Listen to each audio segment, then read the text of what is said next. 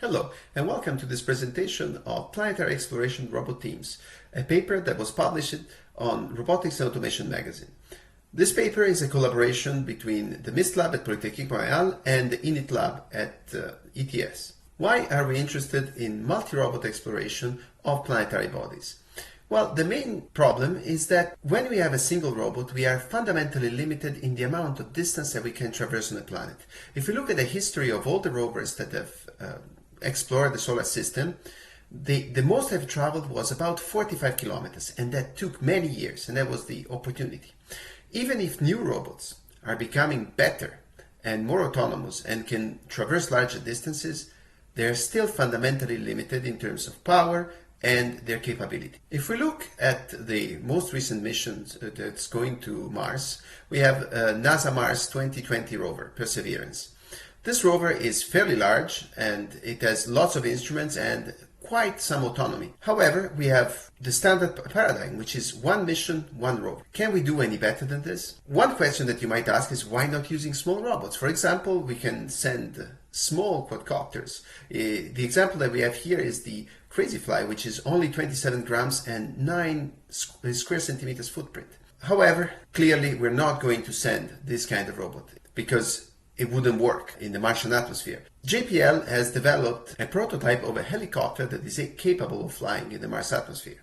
And the idea of sending multiple small robots is not as far-fetched as it seems. In fact, NASA studied the Mars Bee, which is a set of very small robots with flapping wings that can communicate with the rover using it as a ground station and as a recharge station, and they can fly and cover much larger distances and can provide much more information than a single robot can. In this work, we implemented a control system for a swarm of robots for performing planetary exploration, and we tested in an analog terrain on the island of Lanzarote. We worked with the European Space Agency in the framework of the Pangea X field experiment, and this consisted in going with a set of robots to a volcanic island in the Atlantic Ocean and let one European astronaut try to perform the exploration mission by controlling the set of robots simultaneously. One of the main issues we had in this project was integrated the working of the astronaut together with the rest of the swarm. In fact, what we have developed is a human-in-the-loop swarm control system.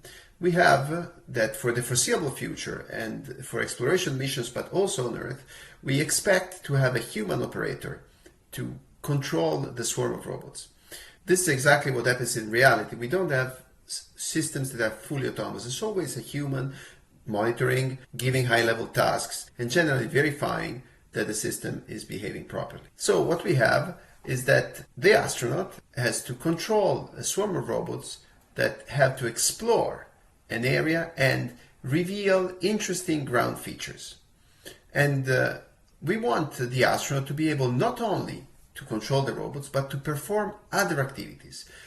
In our case, we opted for an additional task, which is team communication. Given that we are in a multitask environment and we have a mission that involves the use of multiple robots, we believe that an interface that is provided to the astronaut has to be sufficiently simple to allow them to perform their task at the maximum level without exceeding their cognitive capacity. For this reason, we studied the cognitive load of the astronaut using two techniques, pupillometry and a questionnaire using the NASA TLX standard. The purpose of this is to verify how different control methodologies have different cognitive loads, and therefore we can choose the most appropriate one that leaves the astronaut the most free to perform other activities. In particular, we studied two methodologies that use different levels of autonomy in the fleet. The first one is human input, where the astronaut provides waypoints for each of the robots and controls them separately. The second one was deployment hotspots, where the astronaut provides areas of interest on the map and the robots self-organize to explore the area. Overall, we had the astronauts and other participants control up to 6 robots to explore an area looking like Mars or the Moon in a volcanic landscape using this tablet interface while being monitored using a pupillometer. The pupillometer recorded the changes in their pupil size, which are highly correlated with their cognitive load. The robots had cameras that were pointing downwards and were capable of identifying interesting geological features, and these features would be reported to the astronauts to pop-ups on the interface. The entire system was fully decentralized. The robots established their own networks.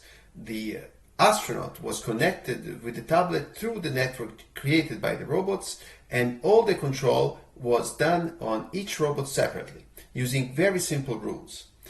Anytime the robots had to do an activity that required coordination, they used consensus. The main question we had at this point was, is this form of self-organization helping the astronauts? Does it make it less difficult to control the swarm? To test this, we tried to measure the area that was covered by the two methodologies. And we noticed that waypoints provided a much neater trajectory because the astronaut was in control of each of the trajectories, but overall they explored a much smaller area compared to the self-deployment using swarm robotics. At the end of the experiment, we asked our participants to describe how they felt with the two types of interfaces, and it was clear that people found the self-deployment easier to use and more intuitive compared to the waypoints. However, they also felt that the self-deployment was more mentally demanding because they couldn't figure out what the robots were going to do when they provided the hotspots for the exploration. And therefore they felt more insecure about the results and they found the overall task harder.